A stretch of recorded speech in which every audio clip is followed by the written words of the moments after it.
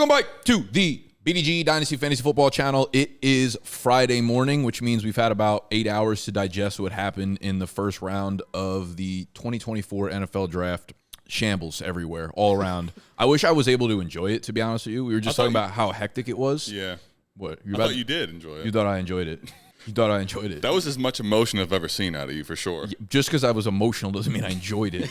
There are other non-positive emotions that can happen, and most of those were what I experienced last night. Got it. I'm going to try to keep my composure. Like, you know what? Listen, like I've always said, sports, like them, passionate about them, but like they're not gonna drip over into my real life to the point where I'm like affected by it. Did you feel like LeBron last night? I'm gonna say this one was pushing the limits though. Yeah. It's just basketball. Yeah, I like to say that it could have been worse. We could have died in the earthquake a couple of weeks ago. You know, we could have fell right into a crack or something like that. What's one way to look at it? It's the only way I can look at it right now. There's a very fine line between it. Couldn't have got much worse, but I hear you. I was going back through. My man had his eyes closed. That was so real. On Twitter, I was like, yesterday during the morning, I was like, ask me anything or whatever. So I got a bunch of questions, and people were like, what do you want the Falcons to do? So I just wrote it out. I was like, Dallas Turner, Byron Murphy, trade back, whatever. And then I looked back today at some of the questions, and there was one that I never answered. It was like, what's worst case scenario for the Falcons? Never in my wildest dreams could I have said Michael Penix Jr. at any quarterback at 8 is insane.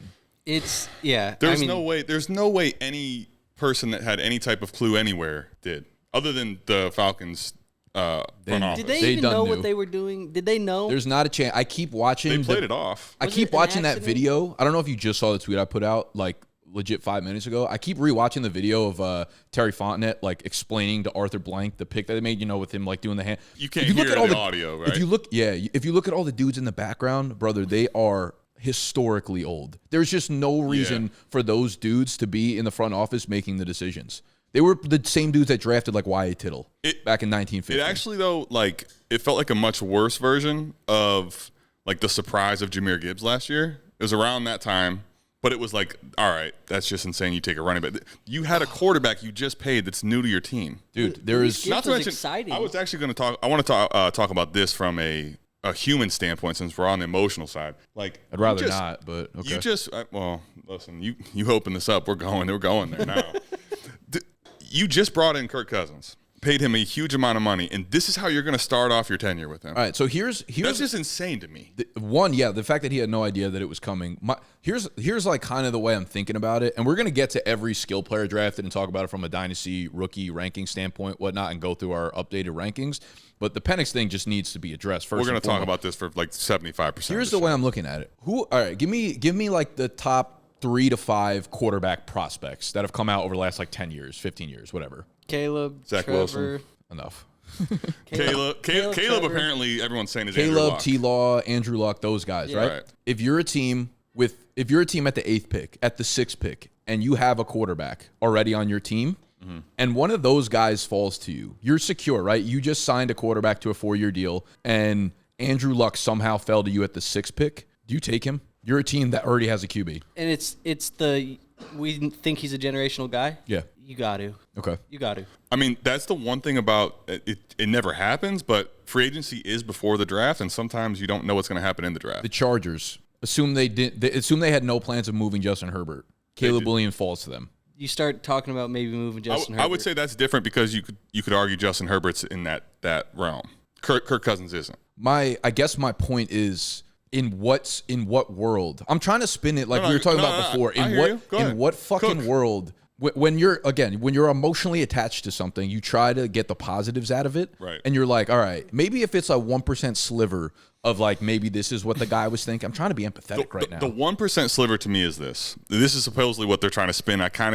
This is the way I'm trying to read it. They think that Kirk Cousins is going to make them take the leap into being a contending team, but they don't think it's going to last. Is kind of, I think, the way that they're viewing this. They don't think it's going to last. How are you going to sign a dude? Long term. Like you don't think it's going to last more than 2 years, 3 years. The way that they're thinking about it is they basically, at that point, they're never going to be in a position that they were this year inside the top 10 to actually replace Cousins. Now, this is not the way I would personally look at it, and I don't think the right way to look at it. It's insane. But they also, I think the other thing to think about is that what we found out yesterday was that the NFL does view this class as the best quarterback class since '83. I don't know that that's. I'm just saying. I don't think they view it that way. I think like if we're going down the 1% path, that's it to me. They're just looking. You're saying you have a top 10 pick. You don't think you're going to get one again, and you have to believe Penix is him. I don't believe that. The signing of Kirk Cousins what it says. We're one game out of the playoffs last year with fucking Desmond Ridder as our quarterback. You sign Kirk Cousins because you feel like we're about to take the next step and be an actual contender, which I don't even know if I agree with that with Kirk Cousins because we have so many holes on the defense we need to plug. If that was the case, if you sign Kirk Cousins because you're like, all right, we're now there. We're now 1 game away, 2 games away from being a real contender for the Super Bowl. You fucking fill the holes that you need. Like, you're in win now mode. The Kirk Cousins signing was win now mode, and then you did the complete fucking opposite of that. As somebody who had Kirk Cousins for a long time, you're probably not a contender. But he makes you just enough of a contender, not a Super Bowl contender. Yeah, exactly. That's more so what I meant. But with that being said, I do think that looking at this in that sliver of positivity that you're looking for, well, to me it feels like I would say not positivity, just some sort of logic. Yeah, to me it feels like what Raheem Morris said last night was that they definitely looked at the Jordan Love blueprint. They felt like that was something to look at. And Kirk Cousins' guaranteed money, the fully guaranteed money that he's being paid, is done after 2 years. For the most part, not quite. It's not full. Okay, no, but after, all right, let's say his contract is guaranteed 2 years of full payment.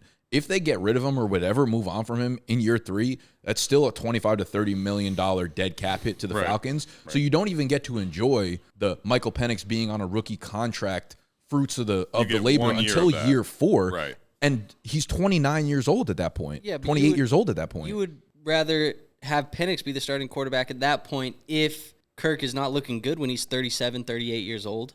Well, I mean, okay. Agreed, but like that is to try to plan that far in the future for this is just crazy. Well, you're trying to galaxy brain it, and it's not working. That's definitely Terry Fontenot, bro. Like he came in as our GM 2021. The first thing he did was draft Kyle Pitts 4th overall. The next thing he did was say we're cool with Desmond Ridder being our start. Like at some point. I don't know if you guys saw the press conference with Raheem Morris and Terry Fontenot last night, but they asked him, like, what was the conversation with, like, Kirk Cousins? And Raheem Morris just, like, fathered him. He basically, called him on the clock. Terry, like, looked over to him to, like, see what they were going to say. And Raheem Morris just, like, took the podium and talked about it like a fucking man. And Terry Fontenot was just like, okay, you do my job. That man's not a GM. I'm like, he's just not. Raheem Morris should be the GM, honestly. He definitely does not have and understand the people skills side of things. Yeah, I'm not someone who likes to jump out without context. Like, I feel like there's always, like, painting figures unfairly, but Patrick Mahomes. I'm out. Patrick Mahomes is a chief because of Dorsey. Mm-hmm. He came to Cleveland. That guy can do certain things well, but his people skills and the way, that's why he's gone. You don't draft Patrick Mahomes and they get rid of you if you are doing things as a normal human being. And think about it, too, from like, yes, these are all athletes, but this is also a business, too. Like, if you have somebody in your company that you just backstab all the time, why would they want to be there for you or work for you anymore? Right. But the one thing I think that, to the point you were making, to go back on that track, Drake London, it's like, what was the meme that year? It was like putting rims with Kyle Pitts on just a beater car. Yeah. But if you're in that position where you don't think there's a quarterback, you don't feel like it's worth taking, I feel like the way that it's set up, free agency, all right, we got to go get Kirk Cousins. We can't continue to not have a QB. That's what they did. The only way you can justify it, though, is if you say, there's no way in the world we thought Penix would be there at 8, and we think he was him in the class. And is that part for me is where I have the hard time buying that. Like, did you guys really not think Penix would be there at 8? And do you think he was him of the QBs? Because to the point you made of luck. That's what I'm saying with, like, the generational talent. And Penix was nowhere near that level. So even if a Caleb fell to 8, I don't think we should have fucking taken him. Maybe you can make the case, but Penix is not even close to that. That's where I'm saying, to me, they would have to believe, and maybe they do. It seems crazy to me. They have to believe that he's the difference maker in the class. Yeah, and that like, if we took here's the other, like, the craziest part about it. I do believe now there was a lot of. What if it was JJ? I know I asked you that. No difference to me. I'd be just as livid and just like, what the fuck kind of pick. What if it was Maye? Same thing. There was literally, I'm telling you. He said even if it was the only one you would even could understand is Caleb. If Caleb fell to 8 and we took him, I'd be like, all right, we have like good trade bait now, I guess, because everybody universally looks at Caleb as like the next coming. That's the other thing about, like, as a Browns as a Browns fan, I don't care how when you don't have a quarterback and you've gone down this path of not having one. I mean, they said that it sounds insane, but if Penix never sees the field and Kirk Cousins is that good, it's a good problem to have. That was one of the quotes. It was like, if he doesn't see the field for 4 or 5 years, like great fucking. That was literally he literally copied exactly what the Green Bay. That was what the Green Bay said about Jordan Love. This whole thing, he's trying to do exactly what you're right. This whole like Terry Fontenette stint feels like in just a huge galaxy brain 5-year period. Like everything you're trying to do is like, this plan is going to work to perfection. It just doesn't work like that. The other thing too about you have to be able to move and pivot on a fucking dot. To try to copy the Jordan Love blueprint is also like, let's just talk about how insanely outlandish that is to try to replicate. Because Green Bay was already a contender year in and year out. For half the season, we believed that they fucked up. Jordan Love didn't look good for a while. Michael Penix is an older prospect that has played in a bad conference. Now we're going to say, injury history, and now he's not going to play for likely 2 years with the plan you have in place at minimum. It's pretty wild. I'll say that. It was without a doubt, the most insane pick I've ever seen in an NFL draft. I would agree with that. I can't remember any pick where I had given a reaction like, what the actual hell is going on? When Michael Penix popped up on the screen, and because if anybody had watched the stream, like people were kind of gearing up, and I was like, that was not Michael Penix was not what I thought. I thought it was going to be something like different. But I thought it was going to be Brock. Yeah. With the way that Gut and Tony were reacting to it, I knew it was an offensive skill player because they wouldn't be as hyped about it if it was just some random defensive player. I thought it was going to be like an Xavier Worthy because of the way that you've talked about him. Like if they went Worthy, and I didn't even think about that, but that would be funny, kind of, for them. I will say I was really glad that. Like, that's one of those situations where you can only capture that in a bottle once, and to be actually in person with you, like seeing that was like, okay, this is that for me. The Browns have done a lot of terrible, crazy things. That's the most memorable thing I've ever seen in a draft is you reacting to that. That was insane. Gee, even if Xavier Worthy was the pick, that's fine. I would be a million times more fine with it because like all it would take for that to be a good pick is for me to be wrong about my player. Like Michael Penix, there's just no path to like it being good within 3 years. Well, that's what makes it most diabolical is like there's not a situation where you play them both. Yeah, it's not super flex. That's exactly what it is because at that point, the GM is making it clear that either one of the decisions is wrong, no matter what. Either drafting Penix is wrong because Kirk Cousins is good and healthy, or Kirk Cousins isn't good and healthy. You paid him a lot of money, and now you have to play Michael. That's Penix. The thing. It's like Pitts, and then it's like starting Ritter, and it's like, okay, let me give a 36-year-old quarterback off in a torn Achilles an insane amount of money. It's like I don't know one move that he's really made that has been like, yes. I also think from a there you go, another one, running back top 10. Like we have so many other holes. I don't want to like take this too far as just this topic, but again, going back to. You have these young guys in place, and you're trying to establish a culture, a good culture, and a good locker room. Like Kirk Cousins is coming over, getting paid. You want to go down that. Now you've got literally day one, a top 10 pick coming in. That guy also you just drafted in the top 10, and you told him that, and he's not. You expect him not to play for 2 years. It's absolutely chaos also in the locker room. There's no way that's not chaos in the locker room. Top 10 money isn't cheap. Like he's going to be making some pretty good money on the bench. It's honestly not that crazy even for backup money, but just nobody ever does that. Yeah, because the draft capital. And even so, like you said too, like you're gonna have guys in the locker room. Like, what if London wants Penix to be the starter? What if Pitts wants Penix to be the starter and it's Kirk Cousins? Or what if it's vice versa? What if Penix is killing it in practice? Yeah, and you don't want those controversies in the locker room immediately. Like, I just think the signing of Kirk Cousins, there's just no room for. It's not like Kirk has like a 4-game streak where he's bad and we start Penix in there. Yeah. 160 mil. There's no room. Right. There's nothing. That's a great point because to the Russell Wilson thing, Russell Wilson's making nothing. You are free and clear if you decide to go to Fields. What do? You can't. The other problem is who can trade and take on even in a trade Kirk Cousins' contract. Well, they'd have to do what Denver did and eat half the money. It's just anyway. I don't have much else to say. It's a absolutely insane. Every time I think the Falcons hit a low, it's just like nah. Just hold up. I don't think you could actually like try to script write something crazier than that. No. And I think, look, I still got a little bit of love for Kirk Cousins from his time. You're too happy. We need to do something about this. I feel like that's just not what Kirk went and signed up for. That's just horrible. Actually, to that point, this is a guy that got drafted as a second quarterback with Robert Griffin III. Yeah. This is a guy that literally has never had a team commit to him, and he finally goes to free agency, gets a bag, has a team commit to him. Except I'm like, honestly, I like wouldn't be surprised. We're gonna take a QB in like the 4th or 5th round, I think, in this draft. Rattler. Something's coming over me right now that feels like we're gonna do. No. I'm serious. I know you are, and that's why I can't. Michael Pratt, baby. Laughing. Something's gonna happen. Something wacky. Whatever. Let's move on to the other rookies because I can't do this for much longer. I can't do the. No, we had to talk. address the elephant in the room. You wanna? I mean, I think let's all agree we just never talk about that pick again. Rest of There's football. no chance that Andrew can agree to that. nah. I think collectively, just as a company, maybe as just like football fans, the community, everyone in the comments, let's just Because let's just move forward. BDGE has Thoughts? good culture, and we're agreeing to bury this now, Let's not bring up Michael Penix again. unless you want to be fired. That's what I'm talking about. That's my enforcer right there. All right. Well, we know how the rest of the draft went. We had Caleb at 1, Jaden Daniels went to Washington at 2, Drake Maye went at 3. So we had 6 quarterbacks in the top 12. It is the most quarterbacks since 1983. Did not 83 had 6? 83 had 6, but so we had 6 in the first 12, which was most. Which is the most. We had the most offensive players ever in the first round with 23 of the 32 picks, which is crazy. We had 6 QBs.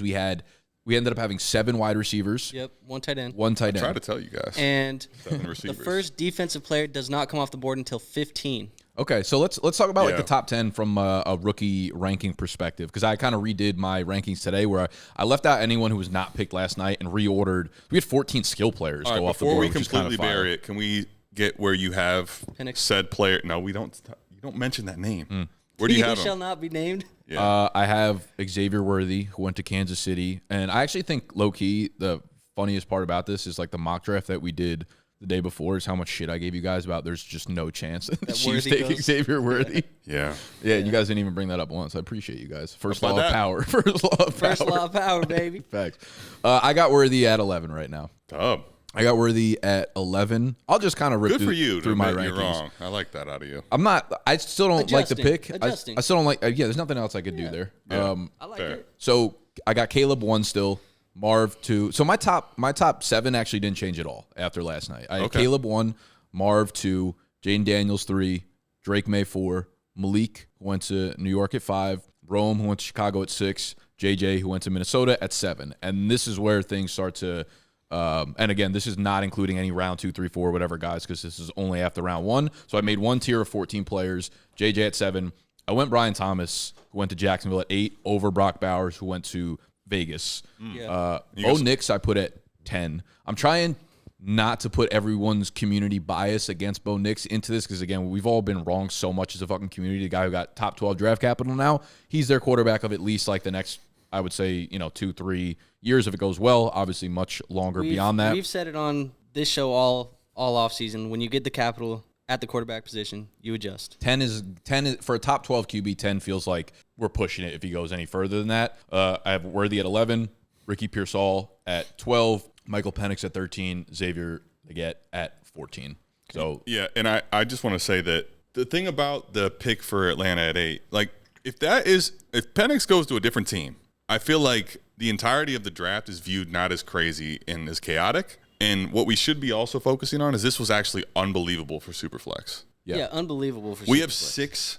six quarterbacks in the first round at top 12. So you can't even argue draft capital for any of them. So yeah, because now looking at the guys that we liked a lot that maybe were day 1, and now probably day 2, like those are 14 dudes that went in the first round. We still have what if Jonathan Brooks goes to Dallas now in round 2? Adonai Mitchell's going to go somewhere. Ladd McConkey's going to go somewhere. Troy Franklin's going to go somewhere. Those are legit guys you could probably now get at picks 15, 16, 17. Well, I was This is I crazy. have right now Penix at 201, and then the next starting are guys that I have Leggett in this tier, but these are guys that don't have draft capital that we think are probably going to go for sure day 2, not necessarily round 2, but Adonai, Ladd, Keon, Troy, Jonathan Brooks, Benson, Jalen Wright, Corum, Marshawn Lloyd, Braylon Allen, possibly, and Jalen saying, Polk. a couple good landing you could be spots and an looking early at- day 2 cap. You're talking about the top 20 picks being really good. Dude, you could be looking at 2 legitimate full rounds where you're like, this guy has serious worth in Dynasty. In my most important league, I don't have any first round picks, but I got the 201, the 206, the 208, the 210, and I'm like, let's fucking go, boy. I also think about what about the repercussions of all of those quarterbacks going in the top 12? Rattler is a lot more expensive today than he was yesterday because if a team like Vegas, for example, feels like they wanted to go and get a quarterback, you probably got to go get Rattler now in the second round because He's the next best one. Yeah. Yeah, but the only correct, but I also think like at this point, like if you didn't get I feel like you might just be tapped out. Like there's no one. If we didn't get one, and we didn't. It depends on how you view Rattler and those guys. Sure. But like if you feel like he's in the same tier as Knicks and he's sitting on the board tonight, like let's talk about that. Rattler for me, if he falls outside of the top 50, like I'm not gonna go reaching for him because you don't have to. You can get a quarterback at 110. what's reaching for him? I'm not Just curious. Like not drafting. Oh, you're not drafting him at all. Nah. Oh, interesting. Really? Because if he doesn't go in the top like 50, I don't think he's guaranteed to get on the field, and that's the I'm looking to get that value bump possible sell. If he goes in round 2, I would take him. Where would you take him? Do you Back think? half of the second for sure. Really? Very back half. More like just because so many good skill players got high draft That's why capital, I I actually can't- think he's going to be pushed. Definitely not undraft. I would say anywhere within day 2 if he gets picked. Round 2, round 3. He's someone that will be on my target list probably early round 3 of rookie drafts. If it's round 2, then maybe back half of round 2. Okay, if you want to talk more in the round 3, I don't have a problem taking a shot in round 3. I'm just saying the way I'm looking at things right now, I can't use a second round pick on him given that That's fair because there's so many good there's like so many prize good assets. skill players. Yeah, no, right. I could see that. It'll depend, I guess, where he goes and obviously his draft capital. When I said let me backtrack. When I said completely don't draft him, I'll take a flyer on him in the 3rd or the 4th round for sure. But I'm not using a premium top 24 pick. So based on my top 7, Caleb, Marv, Jaden, Drake May, Malik, Rome, JJ. Do any of you guys have anything different there? Top 7? As far as the players or like the order? Order. So I got Caleb, Jaden, Marv, Malik, May, Rome, JJ. Okay, so you have May at 5. Is that just because New England? Honestly, it's really tough for me with May but the thing about Malik, I want to say that I think is going to be overlooked. So we just saw this is the historic best we've ever seen quarterback run, 6 of the top 12. Mm-hmm.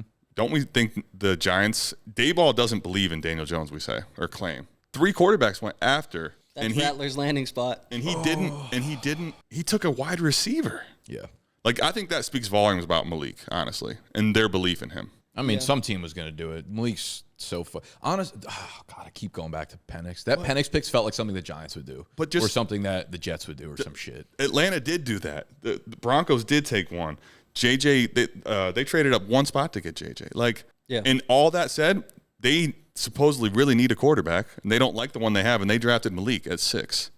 I think that says volumes about how they feel about Malik, and that offense has absolutely nothing in the way of his target earning. I mean, dude, like he might have one of the highest floors we've ever seen out of a rookie receiver. I think, yeah, Malik and Marv. I mean, Marv goes to Arizona, where Arizona got rid of Hollywood. They got rid of Rondell Moore. Even like Zach Ertz departing is opening up low-key like 50, 60 targets over there. There's so many open targets for Marv there. There are a ton of open targets for Malik. What's Darren Waller doing? Was he contemplating retiring? Well, he's getting divorced currently. Yeah. But, that I saw. Yeah, he's currently. Someone put up divorced. like the Kelsey Plum, Plum. did you see her like eating popcorn on the basketball court? And they were like, he made a business decision after that fucking video. But he's still pondering retirement, is what we've heard. But The fact that he's like already 1 foot out probably one tells foot me out, most and of what then I now need to you have know. like your life actually like stuff going on in it. It's like I kind of feel like your head is not 100% in it. You're probably cooked. Yeah. There's also maybe that whole marriage thing's been messing him up. Maybe he's got a clear head now. Oh no, he's been rapping now too, so he's got a rap. He's been career. rapping for a while. Well, now he's been really rapping. You know he's tied to some. You should know he's tied to musical limbs. His dad's what was it? Fats Waller. Fast Waller. Fats. I don't know who that is. Check it out. Is he a music artist? Yeah. Interesting. He like has some. I don't know if he produces his own shit, but if he's his own producer, his beats are kind of fucking nice. Yeah, No, he was making his own beats. You could tell. You could tell he put some time into it. Yeah. Going to my top 7. I think it's this is scary. pretty much the same as you guys. I mean, is it? Okay. Caleb Williams, Jaden Daniels. I kind of have a tier So we're taking Jaden over Marv. I meant Caleb Williams, Marvin Harrison, Jaden Daniels. I am. Yeah. But then at that point, I have that tier of like, I think I would go Drake May next, Malik Neighbors after that, Romo Odunze, and then I'm with JJ McCarthy. All right. I'm trying to follow. Can you give me the numbers? Just so you have Caleb 1. Caleb 1. Marv 2. Marv 2. Daniels 3. Okay.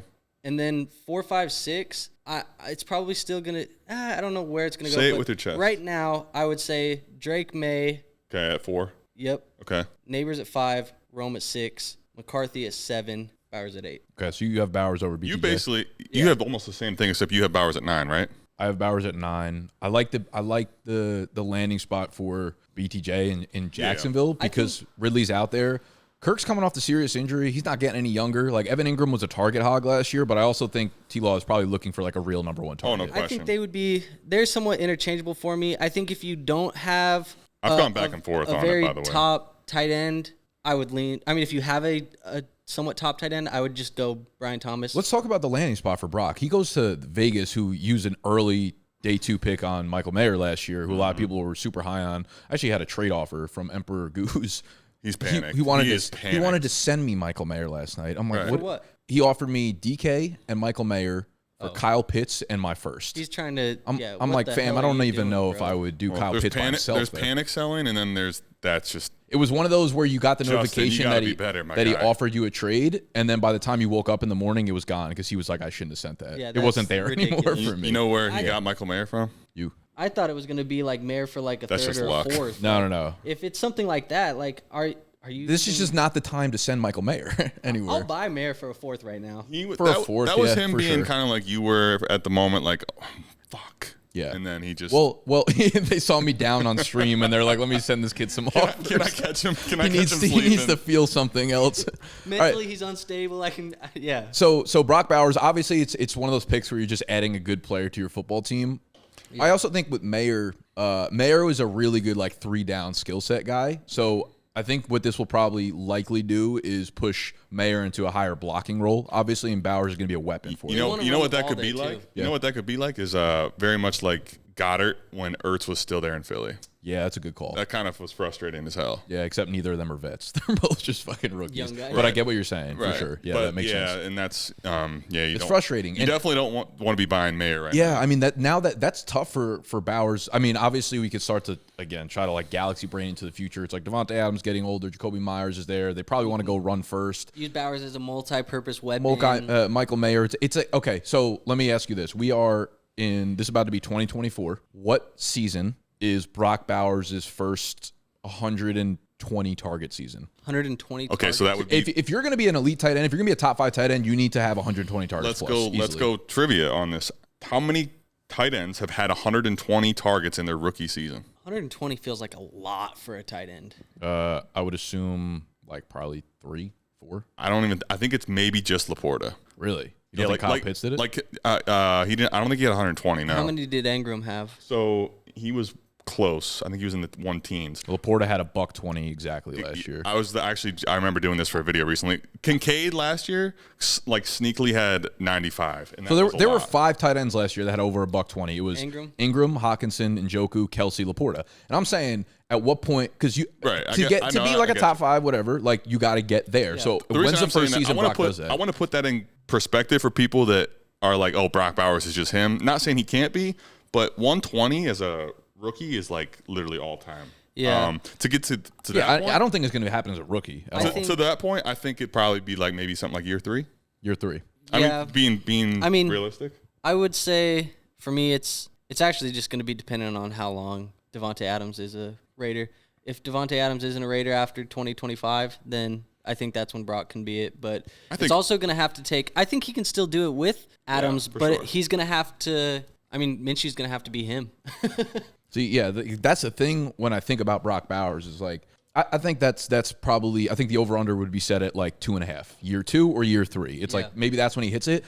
Does he do it in year 2? I don't really know. And that point, it's like, all right, we're gonna pay a premium pick for a tight end that probably won't have that much trade value. And even if a tight end hits 125, 130 targets, they're not like huge needle movers on your team until they hit like, you got to get to the 140, 150 target mark to be like the number 1 receiver on your team. Ask this question though, because you said Kincaid had 95 targets last year. Mm-hmm. What would you be paying for Kincaid now? Would you have been okay paying a Kyle Pitts at 108, 110, 109? by the way, for the record, his rookie year. Okay. Would you have been okay paying a 108, 109, 110 type of pick for Kincaid, knowing what we know right now about In this him? class? Yeah, because In this class, hell no. But last year's class was so weak because like the first receiver went off the board and it picked. Last 20. year was very much like a dividing line at like the 106 or 7. Yeah. And then it was like, all right, what do we do? And if Bauer's trajectory kind of followed this Kincaid line that we've seen, where year 1, that first half, it was like, and then the second half, would you be okay with spending that pick this year? No, not Probably on not. Kincaid. No. The main difference, though, for Bowers is kind of talked about as the tight end prospect of like what Caleb Williams is as the quarterback. There's people that believe that Yeah. highly in Brock Bowers' prospect. And- you don't have to. You can and- eye roll. I'm just saying I'm- people believe that Kincaid was a prospect that like took a huge seismic rise very late in the process. I'm not necessarily doing that at what you're saying. It's more so the fact that the freaking fantasy community for 3 or 4 years now, every year we have the generational tight end prospect. Last year we were talking about Kincaid as freaking Travis Kelce. Like we were talking about, he's going to be Josh Allen's Travis Kelce. And then the year before that, it was. But the one difference Kyle Pitts is the we next actually did see Sam Laporta be tight end 1 this year, Right. which is But guess probably what? causing more delusion. Not a single person told you that Sam Laporta was going to be a generational tight end prospect because we don't know. On the contrary. They just happen. You didn't listen to South Harmon. Actually, Mike was on Laporta. Isn't he an Iowa guy? Yeah, I was, he's an I was Iowa really guy. on Laporta too, but not. I was just like he's a really like a million times over. I was Laporta over Michael Mayer, which I feel like was a super argument at the time because they went same draft Nobody capital. Nobody said. And if you can find somebody that says it, send me a clip. I do Sam content with a Laporta guy will daily. be that the does it. tight end 1 as a rookie. Nobody said that. Oh, No, sure, of course. That's like an egg Abby fucking Okay. argument. sure. Yes. I mean, okay, but the point is, though, Brock Bowers happens to be one of the best tight end prospects that we've seen when Sam Laporta just last year was the tight end 1, which we're coming off of a couple years of Kyle Pitts being removed from unbelievable tight end season in his rookie year. And now they got Kirk and they got a second quarterback. Yeah. So So are you guys taking Brock or BTJ? I think that's going to be the decision everyone has to make at 8-9. it's honestly, it's so close for They're me. interchangeable. I could go back and No, forth. you have to make a pick. I You're on the clock at 108. Knowing the teams that I have, I have like Laporta and Kincaid on all of them, so I'll just take BTJ. Okay. To me, the tiebreaker comes down to the tight end premium.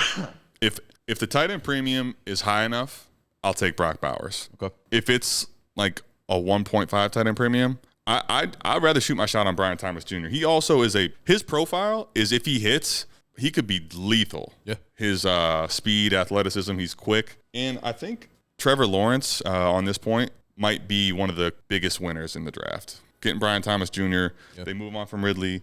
They brought in Gabe Davis, who I think is it doesn't matter for fantasy, but a good option for the Jaguars. I think It's actually kind of funny now I'm thinking back on it. When I first started watching BTJ, I was like, he'd be such a fucking fire fit for Buffalo because he's like what they thought Gabe Davis was going to be, Gabe and Davis, now they're but on the great. same team. Yeah. Gabe Davis about to get his ass benched real quick. Trevor's been getting reamed all off season, Yeah. and I feel like he's at this point now. It's like if you faded Trevor, I would say, so to that point, Nick, I would say I'd probably be drafting Brian Thomas Jr. ahead of Bowers more often than not, given the way the league formats I are. will also. But again, I guess it will be a little bit like team dependent. If you're so dry at tight end, then maybe that's the tiebreaker there. So let me ask you guys this then: Do you guys agree, or are you differing here that there's a tier break at 109 to 110? Are we putting Knicks in the same tier? Is the question that I have for you guys. Is Knicks getting top 12 draft capital to Denver in the same tier as like Brian Thomas Jr. and no, Brock Bowers? not to me. No, I think he's at. I think he's in the Interesting. next tier. Interesting. What? Not that you can't be right, or I have him at 110 as well. Why not the same tier? I just want to talk this out. Obviously, we haven't had that much It's time just to like the digest confidence it. level of him as a player and the whole Denver organization over there right now.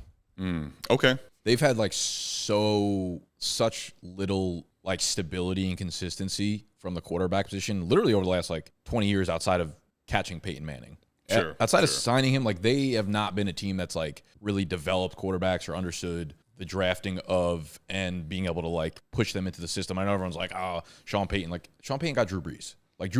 Sean Payton did not make Drew Brees. Drew Brees made Drew Brees. For sure. I hate those fucking arguments. Now, let me just ask you, because everyone wants this to be asked. Also, low-key, Denver's weapons group, horrible. Cheeky, yeah. Horrible. Yeah. I mean, depends what you think of Cortland Sutton, but after that, it's really bad. He's fine, yeah. He's at this point, he's a strong 2 maybe. Sure. But he's got to be also forced into getting your, older now. Yeah, he's got to be forced into your 1 spot. Because I think the only argument to be made for Knicks would be, if he ends up being a top 15 option at the quarterback in Superflex, he may end up going ahead of those Brian Thomas Jr. and Michael Mayer if he ends up hitting. If we're saying Bo Nix hits, Brock Bowers hits, and Brian Thomas Jr. hits, which one would you want? I mean, it really comes down to if he's top 15. Top 15 is low key kind of good. Yeah, quarterbacks are good.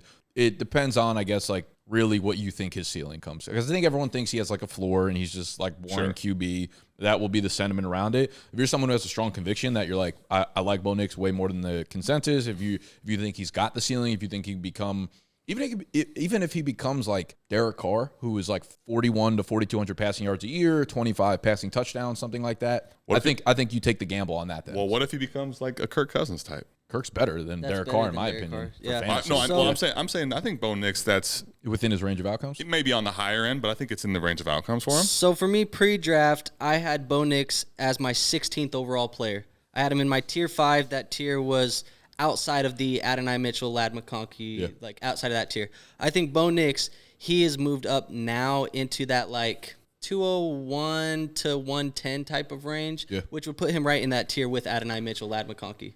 But I just, as a process play, I think we should think about this right now. Like, talk about how many quarterbacks have we seen go top 12 and we're like, yeah, I think we should have him like maybe not even as a first round pick in Superflex. It seems we have. There's also been like once you get to that 12 spot, it can be very hit or miss. Like you look at the Mahomes, you look at Deshaun Watson, but then you look at Josh Rosen and Matt Lyon. Like, there's a lot of bad, a lot of good, obviously. For sure. I think realistically, it comes down to the fact that we are, like, not good at evaluating QBs. And do we want to keep making the same fucking mistake? And I'm kind of like, yeah, and maybe for me, the next tier up would be that J.J. McCarthy, Brock Bowers, Brian Thomas Jr. That's my next tier. So that would be, like, that's too high of a bump for Bo Nix for me, based on what I think his talent level is, based on the situation that I think he's in. Obviously, the draft capital is great, but I don't want to double count the draft capital. I guess I'm saying what I will say about it is, while I have him here, I'm not going to argue that he's outside of that tier because I personally don't think I'm good enough at evaluating quarterback, especially. That's like the hardest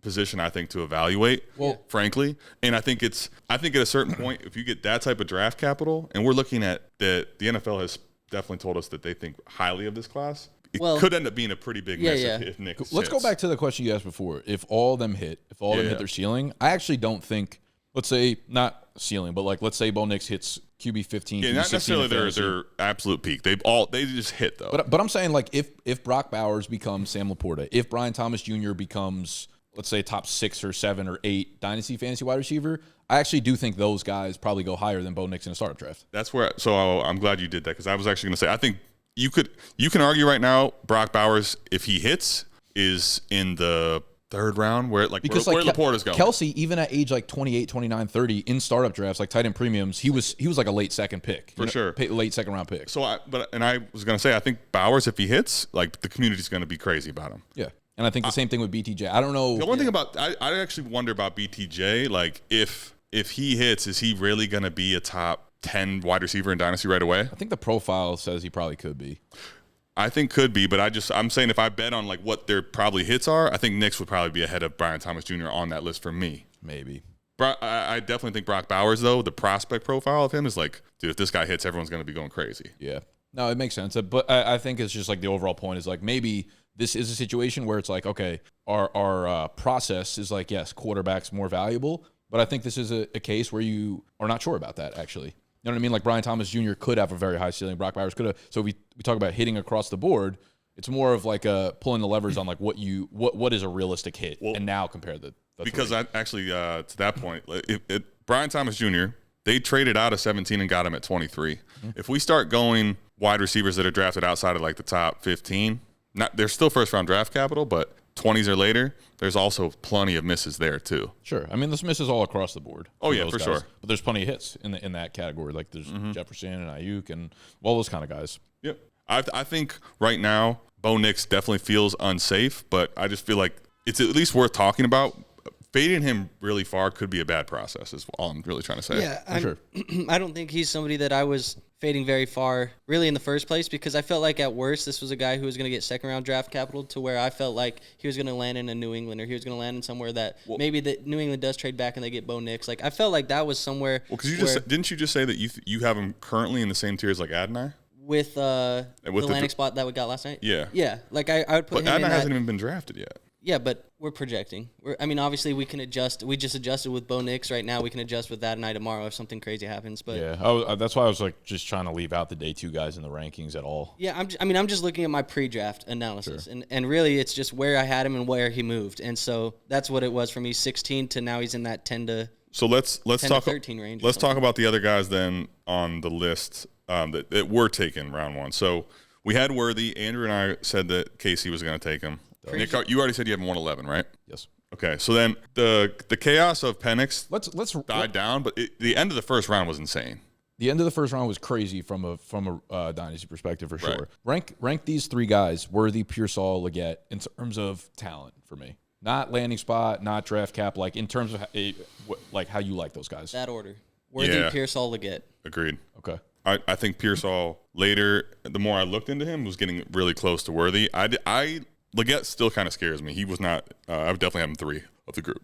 I agree. Leggett feels like Mingo a little bit. I was a fan of Leggett's film, but he just had so much of his profile like screams just red flags all over the place. Really strong at the catch point, like imposing dude. But that was also a lot of Jonathan Mingo last year, where you were like you're projecting this athlete to become a big time player, and now they just drafted the same guy again. You know, it's kind of fucking crazy. I had Worthy, tier break, Pearsall, tier break, Leggett. So like they were all in 3 different tiers. They just each dipped down. The craziest part to me is you have of these 3, especially Chiefs traded up for Worthy. Yeah. Yeah. They didn't pay too much. But again, even we could say what they paid to get on the phone, make the offer, and go get that guy that you really believe. It's different than just drafting him. Who did Leggett, they although it was one spot, they traded into the first round to get the opportunity. They switched with Buffalo, right? They must have felt like Buffalo actually was traded back go. for Buffalo just traded kept out of moving both back. of those. Yeah. Buffalo could be on the clock right now for a They receiver. are on the clock right now For a receiver. Oh yeah.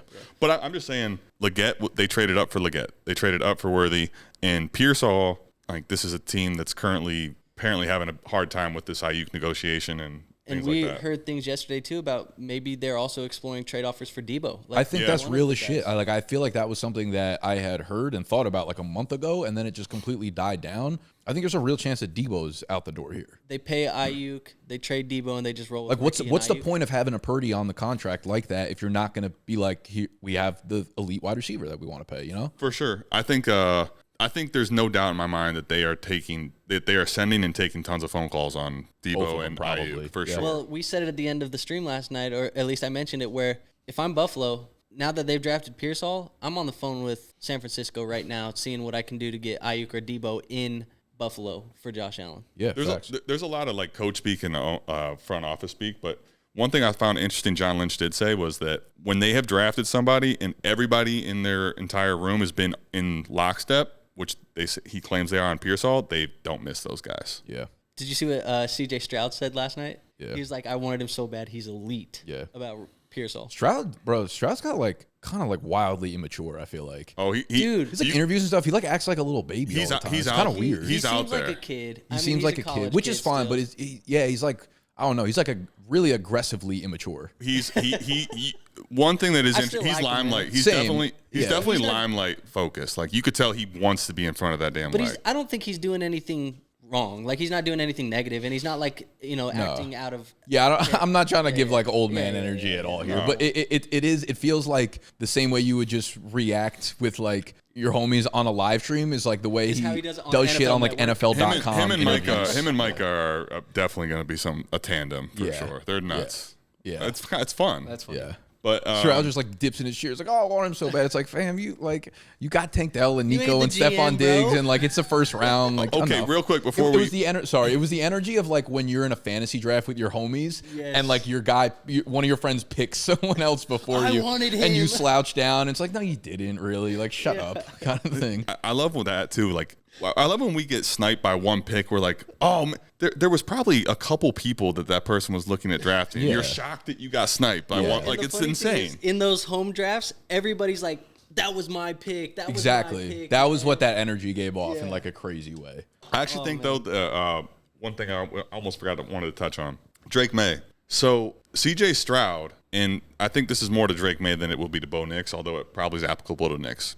C.J. Stroud was, in my personal opinion, I was trying to fight the good fight, unjustly pushed down Superflex ranks last year because of landing spot, supporting cast. And I feel like that's what we're probably going to do somewhat with Drake May. I think if you believe in the talent of him, like, okay, Nico Collins last year, 3rd round pick, you could make the case he's had flashes, but what he put on wax in the NFL level, not very great. Yeah.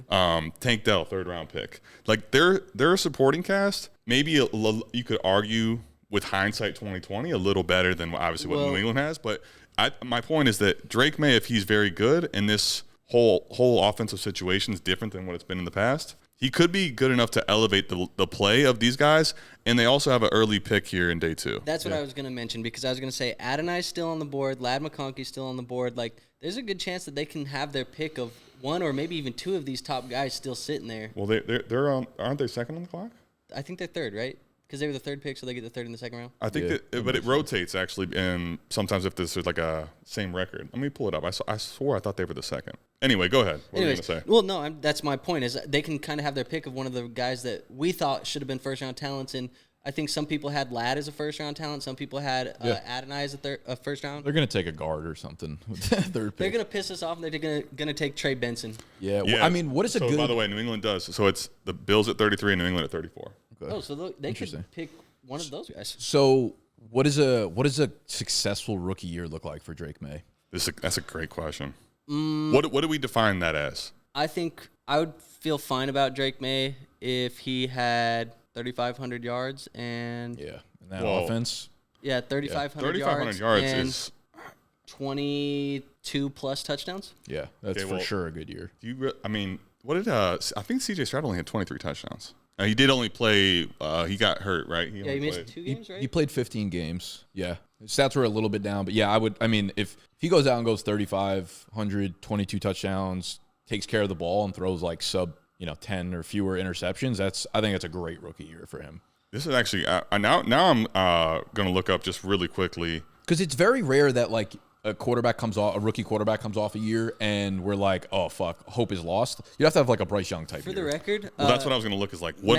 Go ahead. Mac Jones went 3,800 and 22 touchdowns. Yeah, I mean he had a great rookie year. Let's not. I mean, we're not going to compare May to Mac Jones. No. What I'm saying is, I think Mac Jones right now is going to be like everyone's like, oh, hindsight 2020, he's terrible. He had a very, very good rookie season. Yeah, it's kind of funny because even after his rookie season, people like didn't really believe in him. Still, 100%. But if Drake Maye has those numbers, you're going to be like, oh, Drake's on the precipice, and it will look different than Mac's. Yeah. No question. Also, wasn't Mac drafted 10? 15, I believe. 15. Yeah. And May's drafted 3rd. Yeah. So, fair. Yeah. I feel like, so you said 3,500 yards. I feel like if he had 3,500 yards and 22 touchdowns, Drake Maye's value in Dynasty goes up. Yeah, for sure. Well, I also am projecting that he's going to have to throw the football a lot. I can't imagine they're winning a lot of games. They're going to have to throw it a lot. Yeah. Now, I will say I'm baking in projection that they get a wide receiver day 2. Yeah, that's going to be a scary situation if they don't. If they don't, then all of a sudden it starts feeling a little bit worse. Yeah. My only thing is, who did CJ have that we were like, all right, he's going to be the one for sure? The one for sure? Yeah, nobody. I mean, exactly. if you look at underdog drafts last year, I kind of remember, I feel like we did a few trivia questions where like there are 3 teams that don't have a wide receiver in the top like 130 picks or something like that. And people were cycling back and forth between, it was literally like, I think Nico was the first, but he was not high at all. And then it was like, let me take some shots on John Mechie and Robert Woods and like all. No one looked at that receiving group and had optimism. Because I think like low key, you could make the case. Okay, it's more gross in New England, but it's. I don't know if they even have Hunter like Henry. pieces, Hunter though. Henry, Dalton Schultz, Hunter Henry. Okay. If Pop Douglas is wide receiver 2 and they draft one at 34, I like Pop. And Kendrick Bourne, although coming off the ACL, has shown some like if he's your wide receiver 3, he's your wide receiver 3. That's better than Houston's wide receiver 3. Bourne and Douglas feel like they are just eating away at each other, and I don't know. Bourne feels like he's been in the league for 8 years. He has like a good game in week 1 or week 2, and then he doesn't do shit for the rest of the year. Yeah, I mean, he actually was pretty good until he got hurt, and then it was over, and that's when Pop Douglas took off. But my only point is that if it's Pop Douglas and Kendrick Bourne, that's much more problematic in my estimation than if they take one here at 34, or even if they took one in the later part of round 2 or in the early part of round 3. Yeah, because if you roll out there with Ladd McConkey, Pop Douglas, I hope they don't take Ladd for that reason because they already have 2 good slot guys. Okay, let's talk about that. What would we think is the best fit here at 34 for them? Adonai. I 100% agree. I like Ladd. But if it was not, I think Ladd can play both inside and outside. I feel like they need a real outside. What about? I know he can play that, but like I think you need a dude who you're comfortable having outside 95% of the time. Yeah. What about Troy?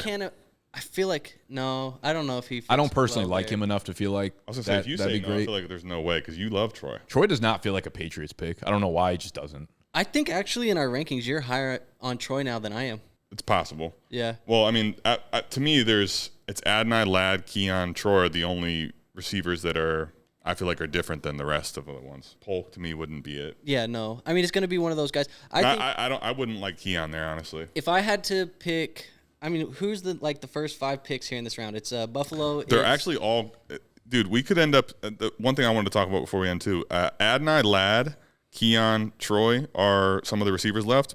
The first picks here, Buffalo needs a receiver. New England needs a receiver. 4th pick in the second round, Washington needs a receiver, and then the Chargers still have not addressed receiver. Yeah. 4 of those top 5 picks. Okay. Washington needs defense. If I could pick just my I guess it pick depends out of what you those view on guys, Dotson, but I get you. Yeah. I don't buy it. I'm not buying Dotson anymore. I mean, I don't think they're going to – right, but, like, they use the first-round pick on him. I don't think – I feel like they feel like, they definitely feel better about their wide receiver group than their defense. Probably true. If I could make my picks out of those guys, I'd have Adonai go to Buffalo, Ladd to New England, and then I'd have Troy go to the Chargers. I'd probably agree with that. I think it's okay. My only point is that I think there's 4 spots realistically you could see a receiver go, and to your point, if 3 of them went, that would only make Superflex drafts that much better. Let me ask you this. I want to get into Xavier Worthy. I think he's worthy of his discussion. 5 to 7 minutes for sure. If you're in, let's say you have 4 rookie drafts tomorrow. You have the 111 in all of them. Oh, sweet. And every time you get there, your first 10 guys are off the board, and you have to pick between Worthy and Pearsall. How many times are you going with each of those guys? Are you splitting it, or are you going Worthy every time? Very good question. Worthy every time for Worthy me. every time? Really? Yeah. Why do you say that? I'm just curious. I had him in a different tier than Okay. Pearsall at the beginning of the process, and then landing spot wise, I mean draft capital wise, they get the same pretty much, and then landing spot wise, like Kansas City, come on. So What are you doing? With the information I have today, if it's still Ayuk and Debo haven't been moved, I'm taking Worthy. Every time. Yeah. that's what I'm operating on. If Ayuk gets traded, if Ayuk or Debo gets dealt, I might diversify the portfolio. Yeah. I think I would go 3 Worthy, 1 Pearsall there. Yeah. The one thing about Pearsall, it's like I know it's not the greatest bet, so I probably wouldn't want to make I don't want to get overexposed, but he's one of these guys, this late riser, that feels like it could be something like Ayuk was, where if you don't you could end up being late to the party, and now it's too late. Yeah, I feel that. Worthy, I mean, I'll put it this way. I hate the pick for KC. I don't think he was the first-round talent. I'm not surprised he went in the first. I'll just say, I mean, it is a little bit of a weird fit bringing Hollywood there, because if Hollywood plays well, you'd have to imagine that they sign him to like a 2-year deal in the offseason kind of thing. That's a better version of what I was talking about with Kirk. In free agency, you operate not knowing what's going to happen in the draft. Yeah. And I think that 1-year contract for Hollywood's like, all right, you were what we didn't think we would get Worthy for sure. Worthy's definitely our long-term replacement of you now. I'll say it with Worthy. I mean, it's going to be hard for him to fail in KC. It's going to be hard for him to be also bad. He's going to have every opportunity to succeed. Right. Let's be honest, too. If he has a bad year this year, I think there's going to be a lot of people in the community that are still like, he was first round with Patrick Mahomes. His value's still going to stay kind of somewhat. I mean, obviously, it'll dip. I hope that's so not true, because that just feels like something that the Dynasty community's done for so long with Clyde Edwards-Helaire and Sky Moore, and I hope that we are not. I hope that we learn our lesson eventually. It's weird because you could look at it and be like, they already have the blueprint from when Tyreek Hill was there, because nothing has changed, quarterback and in our coach. chat last night, as soon as he was drafted, somebody said Tyreek Hill 2.0. Yeah, like that. Obviously, Tyreek Hill is an elite separator. Like every part of his number, separation, route running is all time. Part of it is people want to compare. Like I know one of the things with Rome we're going to do that I don't think we should is like, well, I think it's a JSN thing. Well, JSN was 20th. And JSN, yes, he did have target competition, but I don't think he was the level of prospect that Rome was. And he also had Geno throwing the ball versus Caleb. But we like to point to most recent things, I think, is the reason you go to you'll hear Tyreek. That's insane to project anyone to be Tyreek Hill, period. There's a lot of moving parts here. Yeah, I mean, it's insane to project Tyreek Hill. Then you look at Mecole Hardman, who's such a flop, but Mecole was never a good receiver coming out of college. He was just fast. Mecole was also Tyreek 2.0 when he got drafted. They literally drafted him to be that. But like Worthy produced in college, where Mecole like legit had almost no production out of Georgia. He was just fast. Sky Moore that transition to wide receiver. Maybe. I'm not sure about that. Sky Moore, Mecole Hardman and Sky Moore both were very questionable. Not that Worthy doesn't have holes, but they're different levels of prospect. Well, then there's like MVS, who could have succeeded if he was any good, and it's like, okay, are we really? We're probably not really asking Worthy to be that good if all he needs to do is like catch deep balls, because MVS probably could have been like a 900-yard receiver year in and year out. The guy just can't fucking catch anything. And if you're going to be, Patrick Mahomes is the one guy you'd love to have throwing the football to a guy that is the fastest 40 we've ever seen. Yeah, and then you also got to factor in like, okay, the Rashee Rice situation's weird. Like he's probably going to get a multi-game suspension. Is that 2 games? Is it 6 games? Is it 8 games? I'm not really going to factor that much into Xavier Worthy's outlook for Dynasty. Long-term, yeah. But I think it will matter for a lot of people in their rookie drafts. The one thing I will say about Xavier Worthy, why I still would lean more him than Pearsall, Worthy has a game where he has 2 bomb touchdowns. This man's stock is going to go through the roof. Yeah. Absolutely. Top 10 Dynasty wide receiver. You will see some I will not want to review trades from y'all that week. I promise. It will be insane. I'm telling you, someone's going to trade 2 firsts for him. There's no chance that next year he doesn't have a couple of those. But that's what he could have a bad start, but have one game where he just catches 2 long touchdowns. Dude, it's not too dissimilar from like Jameson Williams. Like if Jameson Williams comes out next year, week 1, goes like 3 for 95 and a touchdown, people are like, this is why they drafted him. This is the way we're going to use him. He can have 4 bad weeks in a row, 3 for 95 and a touchdown. Week 6, we're back. You know what I mean? Like, no, you're right. I agree to some extent. Is Worthy going to be a high volume receiver? I don't know, but I agree to some extent. But also, I feel like Jameson has a little bit of stench on him already because we've had 2 years where we didn't get a lot. So like it may not rise the way that Worthy would. Yeah. Worthy's like we're projecting him now to be No, for sure. But if you think crazy. about J-Mo's perfect example of we gave him a lot of time before we got to this point. Like Worthy feels like he's going to get a little bit of value insulation, but also have the crazy upside if he gets a couple pop weeks. I think people are going to give him as much time as Kansas City gives him.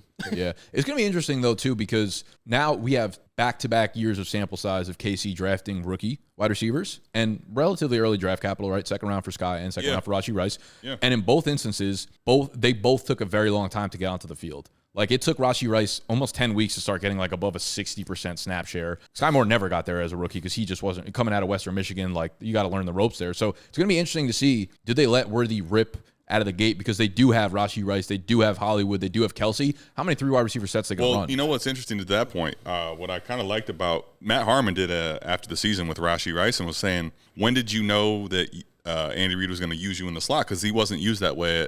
He said immediately. Andy Reid had it. Like, you're playing, you're going to be our big slot. So it's so interesting because, like, I love hearing that because I kind of wonder now, like, right or wrong, Andy's obviously had his misses, but I'd imagine big guy's got a plan for how they want to deploy him. Sure. And that'll be interesting to see. And it's well thought out at that point. Has to be. I mean, it's not guaranteed to hit, but it's definitely well thought out. I was going to ask you, Nick, because I just for curious purposes, how did you value and how did you scout Rashee coming in, like how compared to Worthy? Because I know you're not very high on Worthy as a prospect. So Rashee, interestingly, again, because he didn't play that much slot in the college. For me, I was like, he's an outside possession receiver where I was like upside. He reminded me of like Mike Will because he was so good on the boundaries of going up and getting balls, and then none of that. His rookie year, I was like, this is like completely opposite players. Yeah. I remember scouting and be like, maybe his ceiling could be like a T. Higgins, where I don't think you're going to get a crazy amount of separation on routes. I think you're going to throw jump balls up to him. I think he's going to make crazy contested catches, highlight plays, and that like couldn't have been more opposite his rookie year. So it was a lot of stuff that we didn't really see on tape in college. Yeah. So as a college prospect, where you thought he was better than Worthy? I didn't love Rashee Rice as a college prospect just because in my mind, like I thought he was going to be a contested catch guy, where for me that kind of like pigeonholes you into a ceiling that's a little bit capped. I could never imagine him playing the role that he did for KC. So wasn't enamored by him, wasn't necessarily like a fade for him. So I would say, let's say, okay, had Rashee Rice gotten first round draft capital in the same place that Worthy went, I think I would have liked Rice more. Okay. For sure. I can see that. I mean, yeah, if a guy like Rice also got first round draft capital, it would be like Pearsall. Like, I'm really intrigued. Like, this is crazy to me. I didn't see it coming. Yeah. I think that Worthy, though, is going to be somebody that is going to have a very strong following in the Dynasty community. There's going to be some Knicks out there. There's going to be people that are I have seen some people's rankings already for Worthy that are alarmingly high. His lifeline is going to go for a long time. Like the pulse will be there for a very long time. He honestly might be pretty annoying too at times. It's annoying. I'm gonna draft some. The player, I would too if like the opportunity comes and I have it. It's just like the amount of times people are going to want to project him to be really elite in Dynasty early feels like it's coming. It's with his play style. The reason why I think his pulse lasts for so fucking long is because it's the one play. You're looking for the one play from him, and every time he does it, it's like, oh, heartbeat flatline, beep. You know what I mean? Like, for sure. And with other players, when you have like a Sky Moore or whatever it was, or Rashee Rice even, you needed the 6 for 80 in a touchdown games to be like, oh, this is the player that we were kind of projecting him for. Worthy, you just need the one play. You just need like one little rip of luck. But like 6 for 80, 1 touchdown games aren't one hit of luck. Like those are like, okay, you're developing into a good all-around player that I feel we can grab consistency from. That's actually a really good point. Yeah. I don't know. No. He may not have to have the craziest target volume to have those pop weeks too. To your point, I think it's a good call. Yeah, I mean, what a first round. I don't know what to say other than craziest pick I've ever seen in the top 10. We've already talked about. We're gonna end this the same way that we started. We will not mention the name, but I'm just gonna say that. I feel you. With that being said, we got to talk JJ. It's fine. No, it's fine. What do you want to talk about? Does that move him at all in your rankings? He was 7 before he stayed 7. Well, the only thing that I've seen, there's been some people who are really fading the New England landing spot, and they're thinking of swapping. Would you guys even consider that at all? No, that I think just goes back to like the talent bias that we all have, that like we all just see Drake Maye as a better quarterback than JJ, but like JJ's going into a great fucking landing spot. So by no means is he a fade for me at all. I have him in the same. He's 7. I have him in the same tier now. I think quarterback landing spot to me is really important, but I also had Drake Maye and McCarthy as different talents. Yeah. So me too. Like for example, had Maye gone to Minnesota and holy shit, and it was McCarthy going to New England, they would be clearly in different tiers for me, and I'd be having a much different conversation. So okay, let's actually talk about this from a Justin Jefferson standpoint then.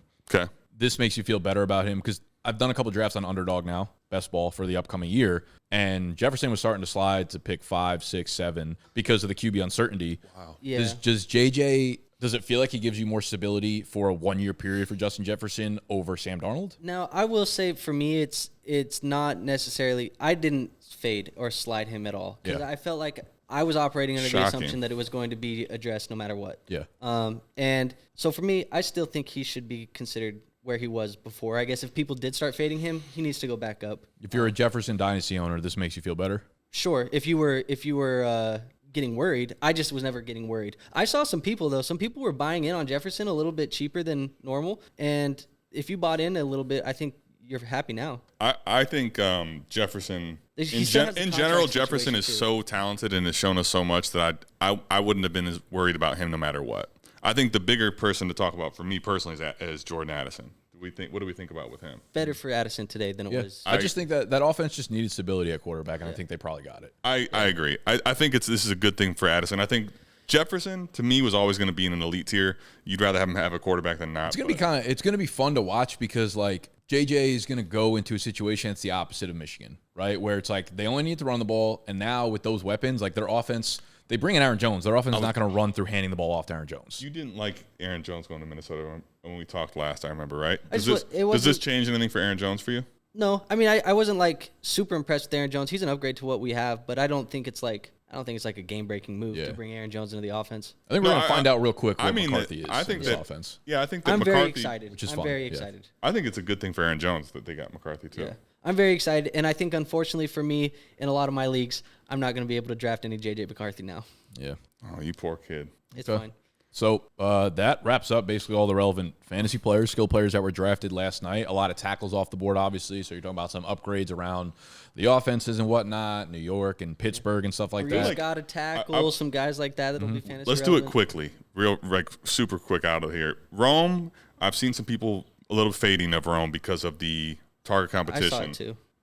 We're obviously all not. I just wanted to have us touch on that real quick before we get out of here. If I can get him in that 7 to 8 range, I'm doing it 100 times out of 100. Yeah, every time. I think he'll just be the 6 in pretty much every fucking rookie draft. I think some people might take him at 5 over Malik, but I think for the most part he's going to be the 6. Yeah. You either pay the price or you don't get him. Yeah. I think the other thing with Rome for me is he's different in general, and also Keenan is on a 1-year deal, and you could be if you fade Rome because there's Keenan Allen and DJ Moore. Just be prepared that in a year from now, he could end up being the one in an offense that you want a bunch of options on. I think realistically what it comes down to is like you could talk yourself into it being a great landing spot for him in a year. You could talk yourself into being like, fuck, this kind of stinks because it's crowded there. You could talk yourself both ways. Mm-hmm. You believe in Rome, just fucking take him because we're not going to know. We can't predict the future. And the reality is if you're looking at wide receiver, you have to then justify Brian Thomas over him or something like that, which I'm not doing that. No way. Yeah, and at the end of the day, this is a team that still took him at 9. I agree. All right. Well, that's round 1. We'll be doing this same thing tomorrow morning for round 2 and 3, and then the same thing for day 3 as well. All the fantasy relevant players breaking it down for you. Adam will be live streaming round 2 and 3 tonight on the South Harmon YouTube channel, which we will link down below. So if you want to join him for a little watch party, I don't know if I'd call it a party if you're all by yourself and you're lonesome. Well, it won't be. There'll be a bunch of people tapping in on the stream, but it won't be, shock and chaos and excitement. No wheels spinning in person. You should bring the wheel back up by yourself. I think I might shave your face again. Yeah. Your beard's gonna be back in like 4 days. It's kind of crazy. It's already, there's more tonight today than there was yesterday. You better enjoy this happiness because you're kicking people while they're down. Just wait till we get to kick you while you're down, buddy. It's coming, pal. I am on a high for the rest of the year with this JJ McCarthy Dallas Turner. I'm good. Yeah, Dallas Turner is kind of cool. That was cool. All right. Get us out of here. You're cool. We love you. Love y'all. Hit the button that looks like this. Subscribe for Come tap in tomorrow's tonight. breakdown the day after. Goodbye.